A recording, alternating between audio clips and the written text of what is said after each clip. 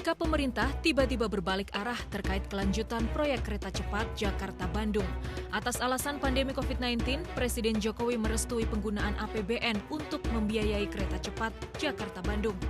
Melalui Perpres nomor 93 tahun 2021, 6 Oktober lalu, Presiden pun meralat janji pada 2015 lalu yang menyebut tak akan menggunakan sepeser pun dana APBN untuk proyek kereta cepat.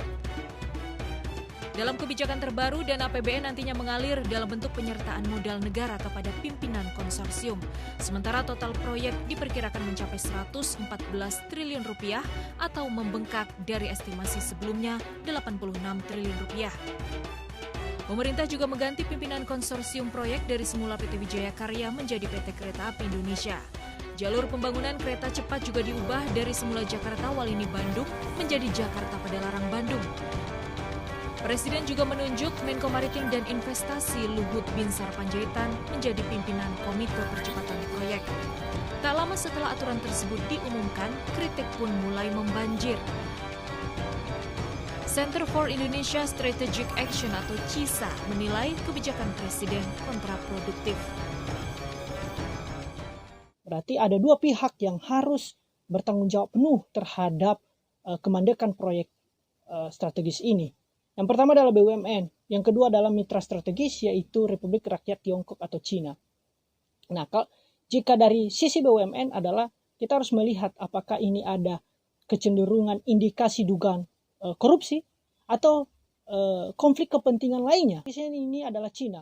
Juga harus dievaluasi bagaimana komitmen positif dan juga sumbangsi konstruktif dari Cina untuk mengawal proyek strategis ini. Sikap balik arah pemerintah yang akhirnya menggunakan APBN memang wajar dipertanyakan. Mengingat pada 2015 lalu pemerintah memutuskan memilih Cina karena negara tersebut menawarkan proposal yang tidak mensyaratkan jaminan APBN. Sementara negara pesaingnya, Jepang, mensyaratkan jaminan pembiayaan APBN. Tak hanya soal sumber pendanaan dan anggaran yang tiba-tiba membengkak, proyek kereta api cepat Jakarta-Bandung dinilai syarat masalah sejak awal perencanaan. Target proyek selesai pada 2019, nyatanya molor hingga 2022. Proyek strategis ini juga pernah disebut mengabaikan aspek keselamatan karena dibangun di lahan labil dan rawan longsor.